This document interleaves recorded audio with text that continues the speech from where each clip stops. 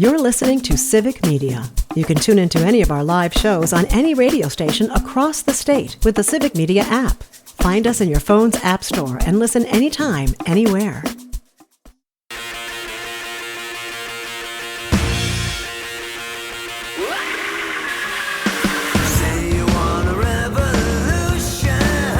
Hello, everybody. Oh my goodness, another week is gone. It's freaking crazy how quickly this year has gone. My God. So yeah, thank you so much for joining us. You're on the Rational Revolution. I'm Mark Becker. Last episode here for us before Thanksgiving. I'll have my thoughts on that in the last segment. But hey, without further ado, I've got someone that you're going to want to hear from. She's running for state senate.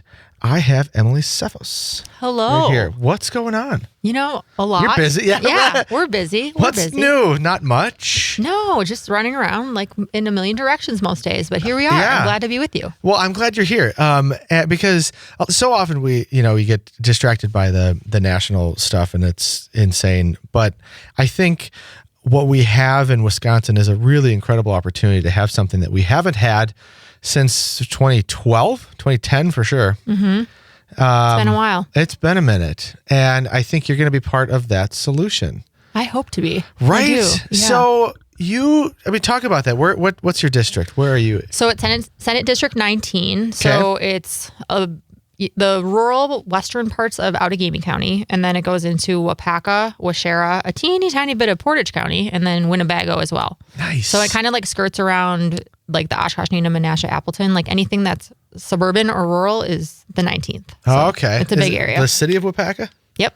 Mm-hmm. Nice. Yeah. I used to work there. Oh. Yes. I connected to that community. Yeah, I have too. I've been on the chain a few times. Nice. So yeah. It is a beautiful area. Yeah, no kidding. That's awesome. Yeah. What now? This is not your first time running. No, I ran in Assembly District 56 last year in 2024. So each Senate district is made up of 3 assembly districts. So It's going to be 55, 56, and 57. So I know a third of the area already, which is exciting. That's sweet. Yeah, I'm going to build it bigger and better this time. Yes. Do we know how is the district makeup?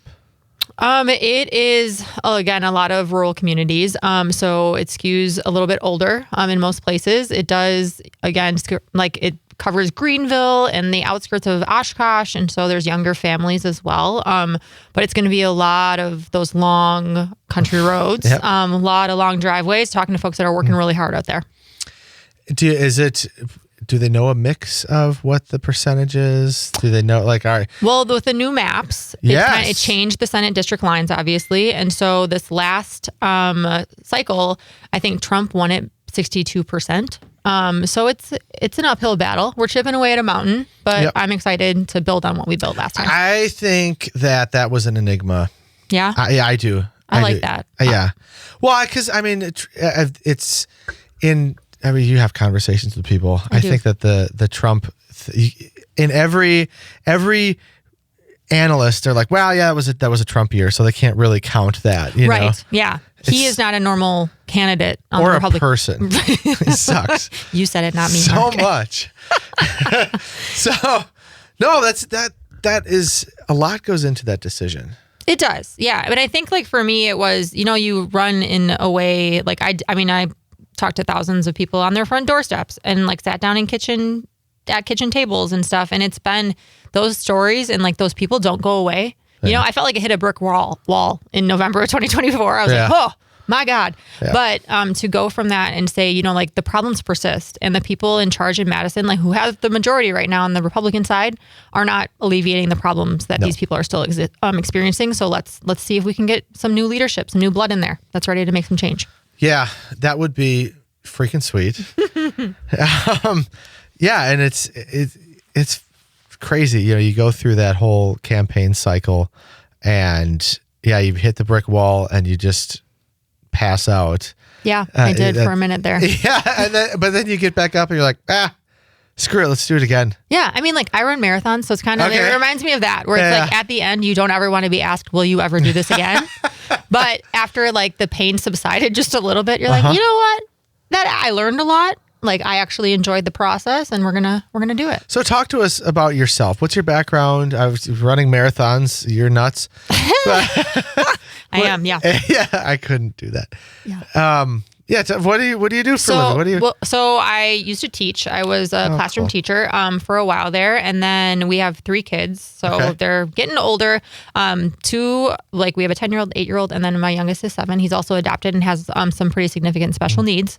So I do a lot of running around to appointments and therapies and things like that. But ultimately, like I've kind of taken on this like volunteer organizer role, and I'm just trying to step in where I can to help people. What did you teach?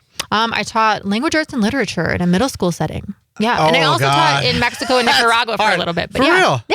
Mm-hmm. Oh my God. Talk about that. What was that like? I did my student teaching. So it's like half of your year. I did 8 weeks in Mexico in a bilingual school. So that was fun. It was immersion, and I got to teach, these little tykes.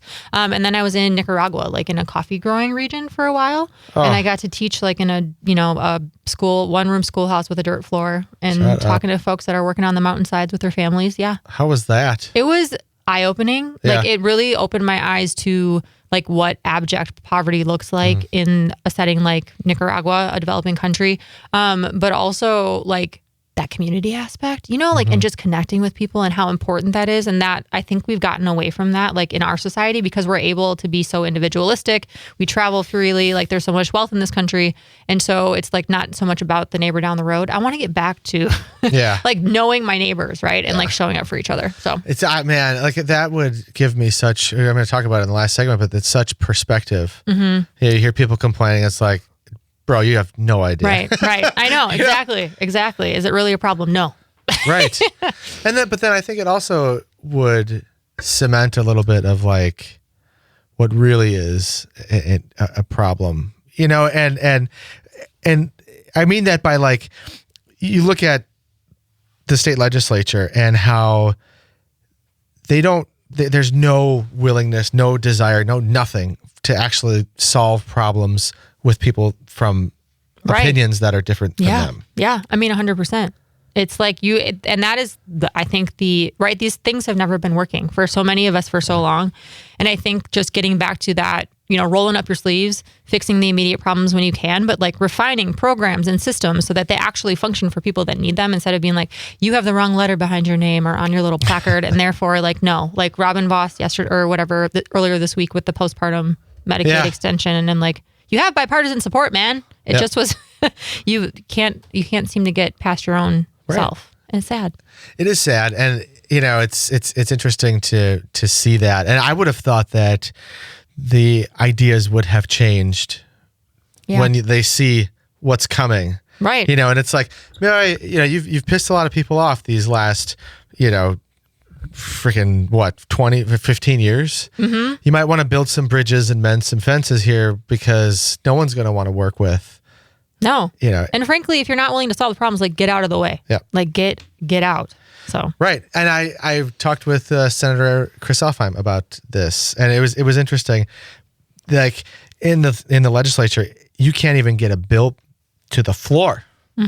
As a member of the minority party. That's what I've heard. Yeah. No, you can't. I know. And you have to work with someone who is a Republican and do all the work and then hand them the bill. That I saw Senator Roy's. She was like, these were my bills, but they repackaged them and now they're Republican bills and they're actually being seen. She's like, so good for us that this is happening. Yes. It's just unfortunate that we're playing these kind of silly games as adults. Ridiculous. I know. It's ridiculous. I know. We need adults in the room. We need adults in there. We're talking with them. We're talking with Emily Tseffos, running for state senate. What kind of, I don't know. I mean, talk about the campaign. What have you done so far? Well, we're pretty new, so we've just been kind of getting our feet under us. So I'm, forming my volunteer team. So I've got folks from across the district that we're reaching out to right now to get in the same room so we can kind of talk about what the ground game's going to look like. I really think that with the culture being as it is right now, like the most effective thing we can do is talk to our neighbors on their front steps and do it in a way that's like rooted in respect. So there's that. We also I just wrapped up sort sort of wrapped up a big food drive because as the government shutdown was happening, and saw that. Yeah, and so we were able to raise and donate thousands of pounds of food to local community pantries. That's cool. And dollars as well. Like, I mean, it was so cool to see ordinary people that were like, I'll put a bin out, and we just went around and collected them. Yeah. And it's just folks that are like, the government's not working for us in the way it's supposed to, so we're going to step up and do what's right for our neighbors. How does it work with, your state Senate and there's 3 assembly people that are running? I mean, what kind of a teamwork do you have with those folks that are?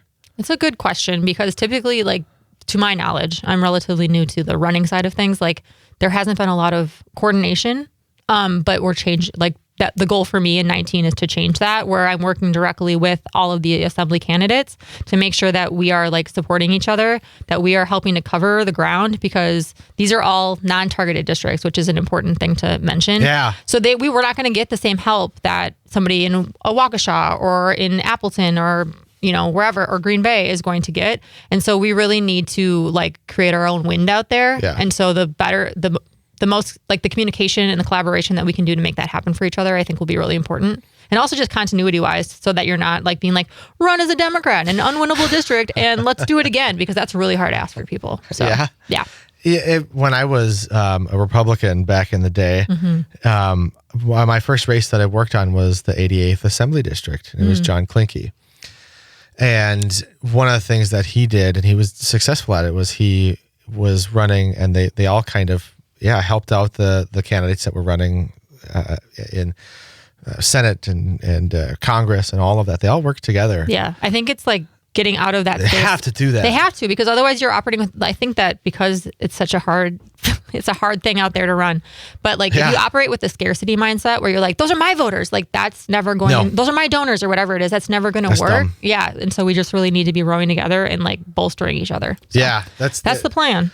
Not, are there announced people for those seats? Or are they? No, not yet. So if you're listening and you live anywhere and you want to run, seek me out. I'm happy to talk. It is. It's a little early. It is.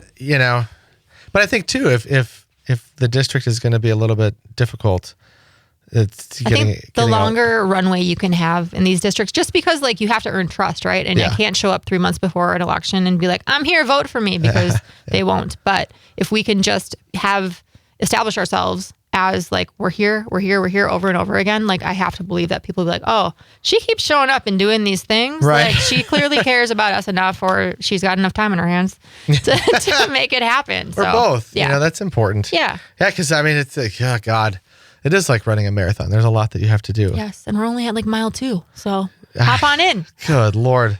That's crazy. Yeah. Yeah. What kind of response have you been getting at the doors?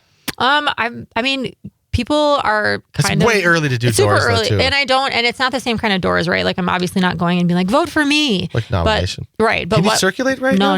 No, I'm not even doing that. It's just going up to people and being like, hey, what hurts? Like basically, I'm like, hey, I just want to know what keeps you up at night. That's all I'm here to do. And sometimes it's people mentioning like all these federal issues, but oftentimes it's like, I'm working really hard and it's really hard for me to pay rent or to pay my mortgage or to go to the grocery store. And so like just talking to folks about issues that are right outside their door and slapping them in the face and then trying to like work with them to be like, let's see if we can address these issues locally. Yeah. No, that's crazy. Yeah. Yeah. So when can you circulate? April. That's Yeah. Plenty of time. Take the winter off, man. Nah. Oh God, no, don't do that. But like, I remember running for county board and knocking doors in the winter, and it's dark and it's cold and it sucks. Oh my God, I hated that so much. Yeah. Yeah, we're talking with Emily Tseffos. She's running for state senate here in the Rational Revolution. Stick around, more with her when we come back.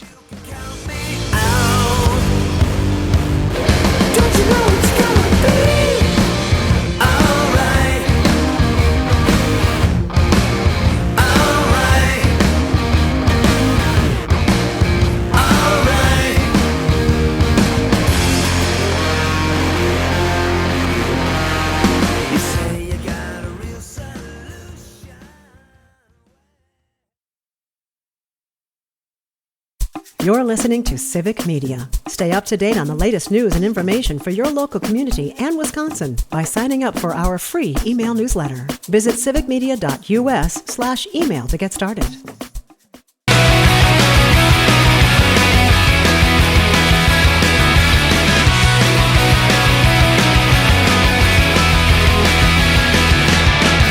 Everyone loves the Foo Fighters. Well, welcome back to the Rational Revolution. I'm Mark Beck. I always try to say something dumb in there. I mean, Dave Grohl. Like I grew up on the Foo. He's awesome. Yeah, 100%. Yeah, they're great. Yeah. Yeah, and he's like super into barbecue, which is weird. See, I didn't know that. Yeah, Learning new things. he does like competition smoke stuff, Oh. and then he like donates the food to people in need. So it's like, come on. If I didn't love him before. What a guy. Wow. What Yeah, a guy. that guy's awesome. We're talking with Emily Tseffos. I'm Mark Becker. We're on the Rational Revolution. So you mentioned on the other side that you walk up those long driveways, knock on unsuspecting doors, and say, what hurts? What are you hearing? I mean, again, it's people that I think a lot of it is about just the cost of things, right? Like there are people that are working really hard, working more than full-time jobs, and they're really finding it difficult to get all the bills paid at the end of the month, to go to the grocery store and buy what they used to be able to buy. And like, you know, they're concerned about property taxes. It's just like the kitchen table issues. Like, it's so funny because I feel like with the way we consume and the way that everything's put out there on social media and media in general, it's all this like manufactured crises that exist and like the clickbait and all that stuff. But when you talk to people on their doors, like they could not care less about it. They're like, I just need to be able to pay my bills, right? Like I just need to find childcare that's affordable to me. And it's so like, that's where you begin to be like, we can fix that. Like we can work to fix that. So that's what I'm continuing to try to do, to be like, ignore all that noise. We don't need the noise. We need to fix what's right in front of us. It's interesting how, you know, you see people like here locally, Ron Johnson and our buddy Tony Weed won by gaslighting the American people and the people in Northeast Wisconsin about, these are this invasion at the southern border. I heard that on doors too. I'm not going to lie to you. Really? Yeah. Like I had this woman in Greenville, and I walked up to every door, even if they had big old flags and things like that. And she had a big old flag in her garage. And I was like, tell me what's important to you or what matters. And she's like, I'm afraid when I go up north, someone's going to come to my house and be squatting in my house when I get back. And I was like, it's what? not a thing. No. But it's like, it's so sad because I can't laugh. But you really freaking believe that? Yeah. But I mean, like, it's because people are being manipulated. And what we're trying to get away from is like just siloing ourselves in such a way that like allows you to like exist in a world where that is plausible, you know? And so again, it's going to doors and not like laughing them off, but being like, that would be really concerning if that were actually happening, but it's not. Like, so let's talk about these issues that matter right now. Yeah. I mean, don't even get me started on something like furries in school. Not a thing. Chemtrails, not a thing. Vaccines are real. Yeah, you do hear a lot of conspiracies. It's crazy. Yeah. And that's something that really, you know, the loss of faith and trust in like just known fact is so sad. Yeah, but I think and that's true, but I think that part of the responsibility that we have, like those of us, especially like on the Dem side, that are going out and hearing those things, like there was I specifically remember certain doors that I went to, and there was a mom with young kids that was talking about the furry thing. And I was talking about I was like, do you know that teachers like have like kitty litter boxes in their classrooms, not for furries, but because in a lockdown, they use those so kids can toilet themselves or they can clean up vomit. Like that is what happens. Yeah. And so like going back to that, because I think that what we need to do in those situations when we hear those things that are just off the wall and based in complete like fallacy is cater like messaging locally, hyper locally to combat that. Because if you know someone's talking about the local school that has furries in it or litter boxes or whatever, like you need to counter message that immediately right now in that local area instead of letting it go unchecked, like spreading like wildfire. I wish there was a way. And I know that there are places that do that, but like I wish there was like a coffee table group that would meet with people that can like just talk to folks on how to combat that. Yeah, you know, because in my business that I run, people say that all the time, just stupid, crazy stuff. Yeah. And it's like you and I want to sell them things for my business, so I'm not like, well, you're an idiot. Yeah, you can't say that. Can't do that. No. But it's like, do you really honestly believe that? I know, but they do. I know. They do. And so I think that a misstep is so I'm glad you don't, for your business, but also just personally, because you can't go up to a person that is feeling anger or those feelings are real. They're not based in reality as far as what brought them on, but to dismiss them entirely is not going to bring them closer to us. I know. Well, and it's interesting too. I had a gentleman, Dan Olson, a few weeks ago, that he's a consultant with agriculture. And I mean, that is a very, very bright red industry. And his clients, boy, are they feeling some pain. Right. And they're kind of realizing, okay, I know what caused that pain. And so interestingly, trying to rationalize that in their heads, these people that have been, they're for me, they're decimating their way of life. Oh yeah, 100%. I was going to say, I talked to a gentleman that I got to know with the assembly run that I did, and we agreed he gave me a shot as a Dem at the bottom of the ticket, but he went red the rest of the way up. Sure. Well, that's which cool, is fine. though. I mean, yeah, it's cool. And he put a sign up in his field. It was great. Really? Yeah. But I talked. We keep in contact, and what I just told him, I was like, I'm sorry that you were lied to. I'm sorry that you were lied to and you believe that help was coming or help would be given to you when you're telling me right now that hasn't happened. And he's like, no, I was. And I think saying that and allowing them to kind of sit there and be realizing that realization, it was a moment where he just kind of sat and he was like, I was lied to. And I think it's so important to say that out loud to them right now. Yeah. Right. Yeah. On day one, we're going to do all these wonderful things. We're day, I don't know, way too many. And here 10 we years sit. later. 10 years. Yes. These last 11 months have been a long 10 years, a long decade. Yeah. We're sitting down here with Emily Tseffos, running for state senate. I'm Mark Becker here on the Rational Revolution. Stick around. We're going to talk about what we can do to make the state better. Woohoo! All good things. Yeah, stick around here on the Rational Revolution on the Civic Media Radio Network.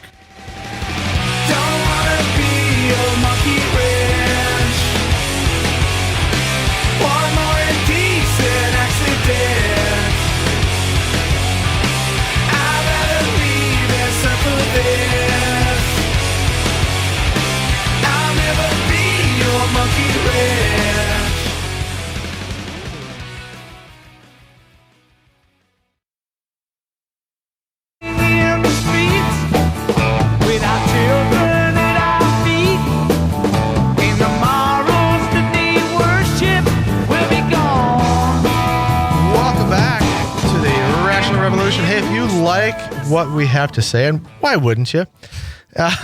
Check out all of our, the podcasts are available wherever you get your podcasts. You can download the episodes, civicmedia.us. Check it out. Listen to them again and again. Share them.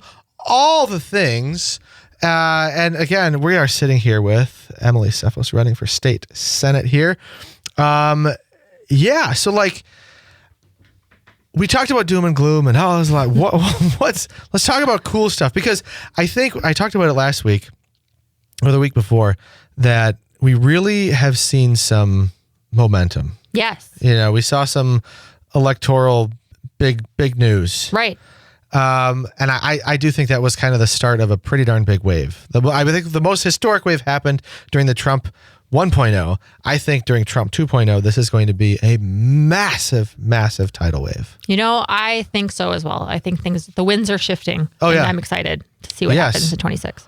What are things that are your priorities? So you go knock on the door, you tell, people say, okay, well, I'm sorry you were lied to, but what is Here's the rest of that conversation? Yes. I think for me, what, my kind of tagline this time is I want to lower cost, I want to support kids, and I want to make your community safer. And I think those are all things that are achievable if we are able to flip the Senate this time, and with the maps being as they are, and again this wave that we're hopefully going to see in 26, I think that we'll be able to do incredible things.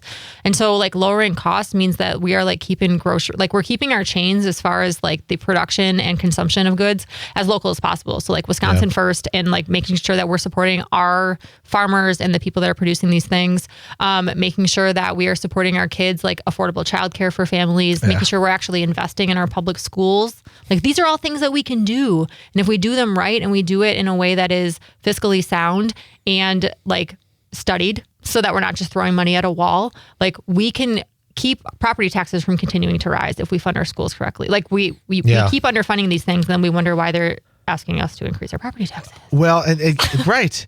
It's interesting. I was talking with my wife about this, that in our community, they went to referendum a couple of years ago, and we're friends with one of the people that are on the board. They're going to have to go do it again. Yep.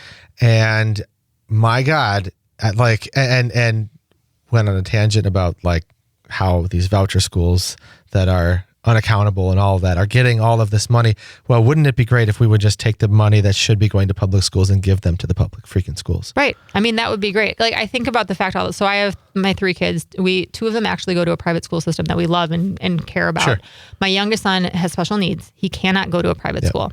And so, like, in my mind, when you're paying money like to a private school system, that private school system, which is founded with your dollars, they can afford to hire SLPs. They can afford to hire occupational therapists if they truly want to be inclusive of everyone. And if not, then stop it. Like, because the only ones that are accepting the kids that need that kind of support are our public schools. And so that is where our taxpayer dollars should go. So every single student, no matter where they live, gets exactly what they need for a full, educational experience. So they can reach their full potential. And like our rural schools as well, when you don't have many private school systems to draw from, like that's your option. And we continue to starve these things.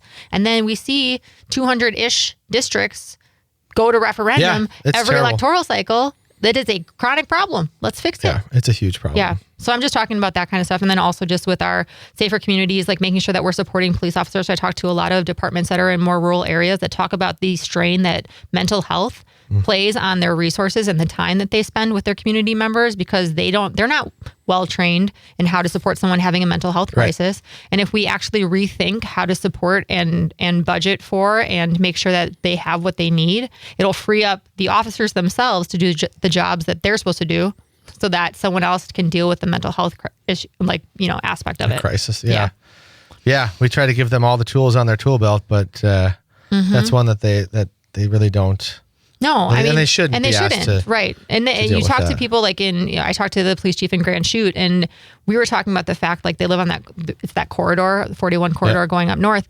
And so there's many people moving through there and stuff like that. But he was just talking about that. He's like, our officers, which, cover this area with a lot of traffic moving through it, then have to deal with mental health crises. Those are long, it's taking them to the right facility. It's making sure they get the right treatment that they need. And then we can't be on the streets. Like we can't be on our beat doing what we're supposed to be doing for our community.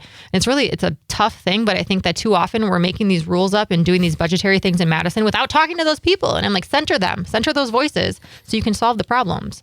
And so, get the right people at the table. I think it starts, with having a party that understands, well, we actually are, we have consequences. Right. With how the maps have been, there has been no consequences electorally for that party for 15 years. Right. Where you can just kind of stall everything and you're like, well, tough. Do whatever they want. Yeah, I had the right letter behind my name in this really red district. Well, now it's going to be more reflective of what Wisconsinites want and deserve. I would hope so. Yeah. Well, because I think we are a freaking purple district, and we've been governed in bright red, other than the statewide offices, for a very, very long time. Making things more affordable for people, that is a huge deal. And I think that's why we saw those wins in part a couple weeks ago, is because people spoke to that issue, and we need to bring it up again and again and again, because it ain't getting better. How do you do that in a rural area? For me, it's, I don't have perfect answers, but acknowledging you are working real hard. I can't imagine what it must be like. And it's people that are what used to work for me in the 80s or what worked, it's not the same. And the saying but part of it is because as your wages or as your salary has stagnated, the amount of profits that these corporations and the tax breaks that they're getting have gone through the roof. And why are we accepting crumbs from these folks that don't give a crap about your average Wisconsinite that's working their tail off? And so I think it's a lot of making sure that we're putting the blame in the right spot. And it's not because it didn't fall out of the sky. It's because the people at the top chose to withhold too much wealth, and the people at the bottom are still struggling, in a salary from 30 years ago. That doesn't cut it.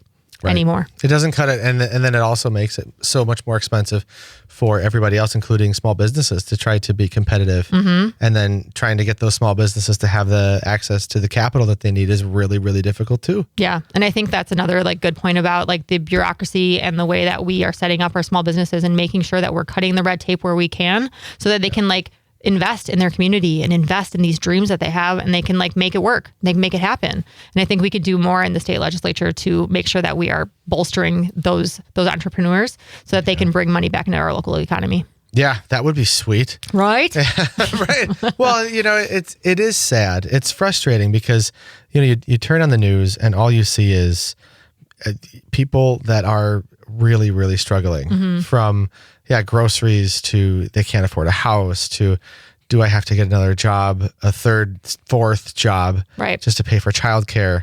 It's not fair. Like that is not America. Well, it's not fair. And I think like with the food drive that we did, I went into those pantries and they were gracious enough to give me like tours, like this is what it looks like.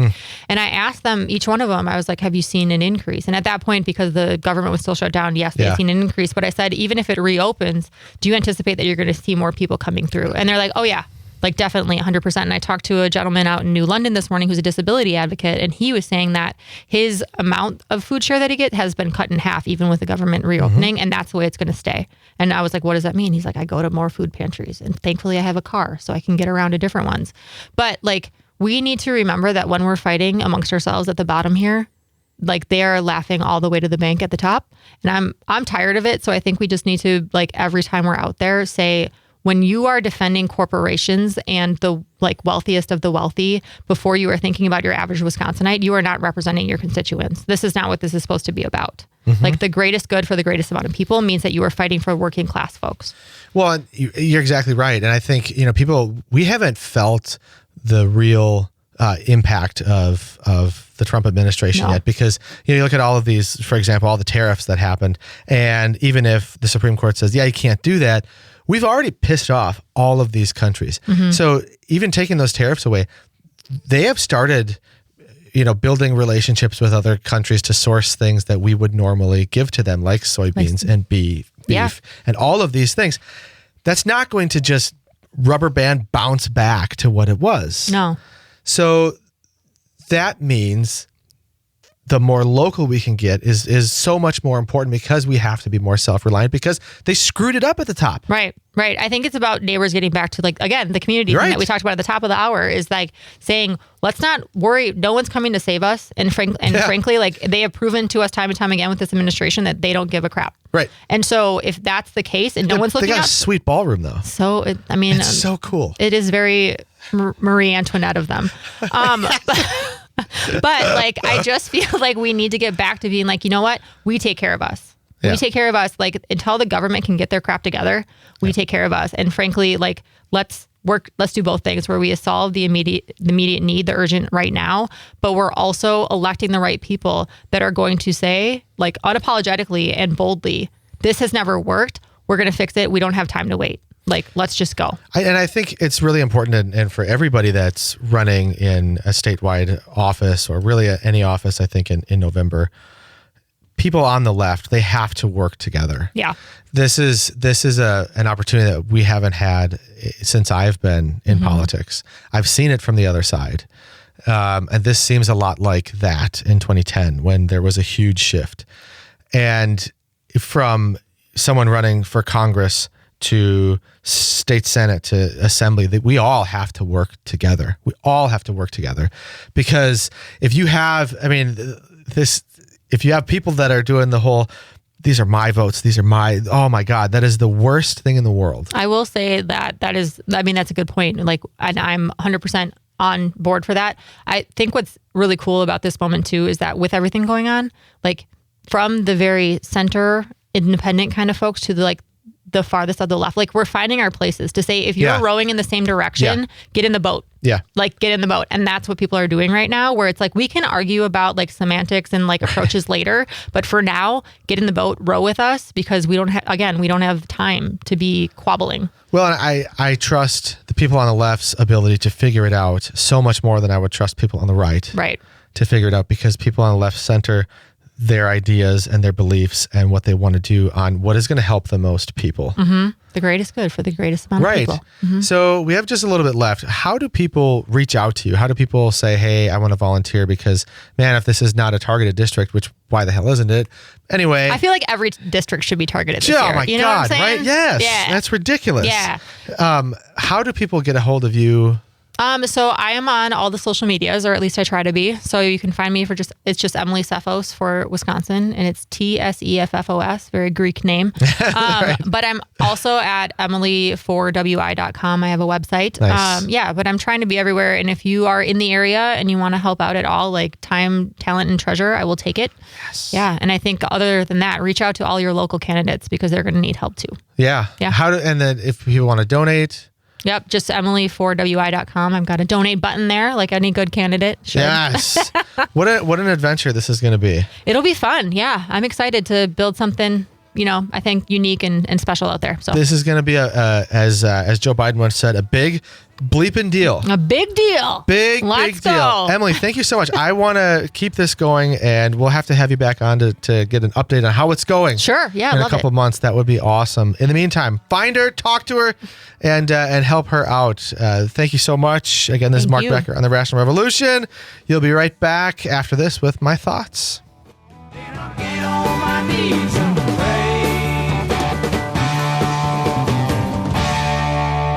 We don't get fooled again.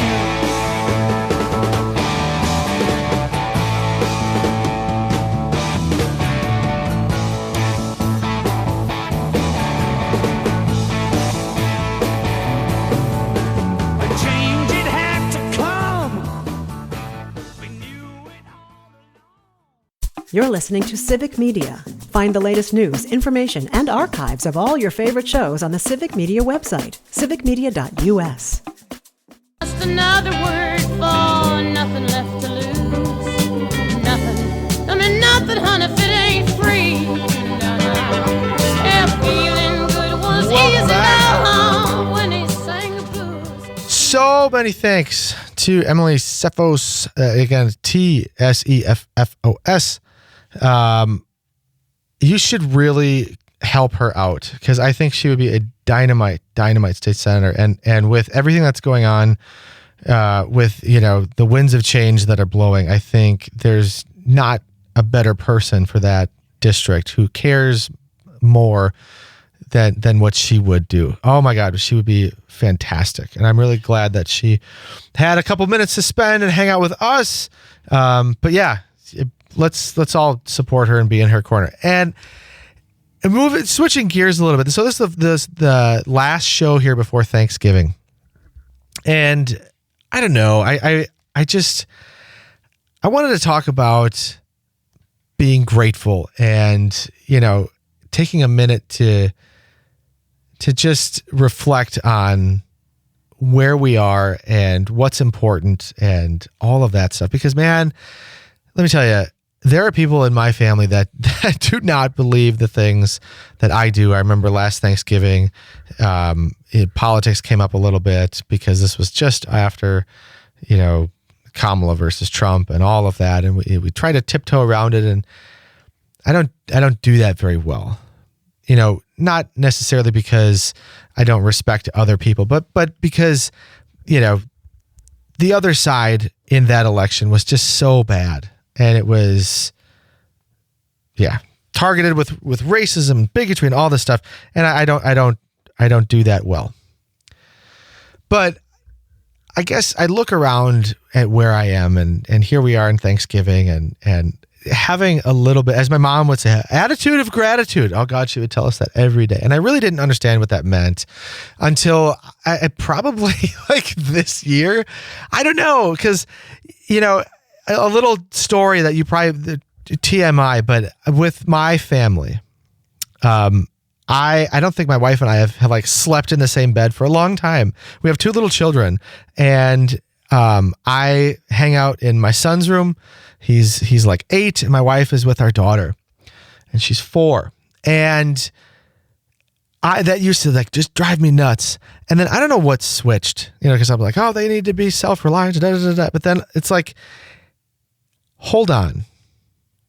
I think it was a conversation with an old coworker who he said to me, he came by my business and he's like, oh my God, your kids are amazing. And that is the best age. And I just wish I could go back to that. I wish I could have that just for a day.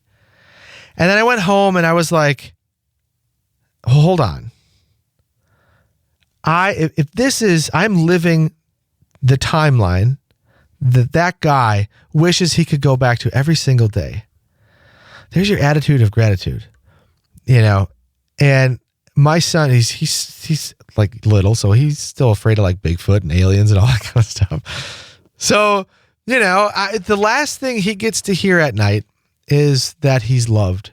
And the first thing he gets to hear in the morning is that he's loved. And everything else just falls into place. And that's the same for our daughter. And it's amazing. And I'm so grateful. And I know that this time is going to end. It's going to be over sooner than I want. But I also realize how lucky I am and how blessed I am to be able to have the understanding of what an amazing point in life that I'm at.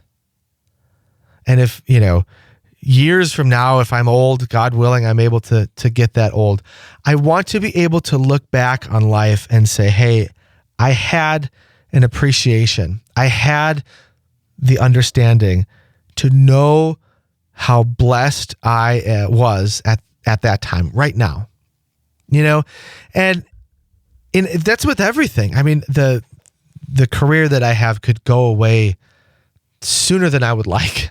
The house that we live in could be gone in an instant. But just to be able to take a second and realize and recognize how lucky we are. That's so important. And I'm not a big Jesus or God guy, and if you are, that's great. I think that because I'm not of that religious type, I feel that my gratitude is pointed in the direction that I feel it needs to be pointed the most, and that's to the people who make life what it is. And if it's for you, if it's a God or a religious thing, I mean, that's great. But I think this year, if we can all take a moment to just have an understanding of how lucky we are, that would mean a lot to me. Even if this is the first Thanksgiving that you're going to be without someone that you love, what an amazing thing to have had the time and the experience and the life with those people and the memories that you have. That's a beautiful thing. And I think that if we just take those moments and center ourselves with the realization and the understanding of what is important and what makes life worth living, I think that when it comes to some of the conversations that we have in our politics, that will center us to be able to understand each other better. And my God, that's what we need. That's it. Just a little more understanding. And that starts, I think, as my mom would say, with an attitude of gratitude. Usually she said it when she was yelling at us. but hey, that's still a thing that we should do. So from all of us at this radio show and our civic media, to all of you, have a wonderful Thanksgiving. And I am also grateful for all of you spending your weekends with us. And I hope you continue to do that for many years to come. Hang in there, guys. We're on the way. All right. I'm Mark Becker for the Rational Revolution and Civic Media. We will see you next week. Take care. The national news cycle never stops. but it can be hard to find news about your local community. Civic Media is dedicated to providing quality local and state news coverage across Wisconsin. With the Civic Media app, you can get notifications about local stories that matter to you and your community. Find the free Civic Media app in your phone's app store and choose notifications from the menu to tell us what kind of news you want to hear about.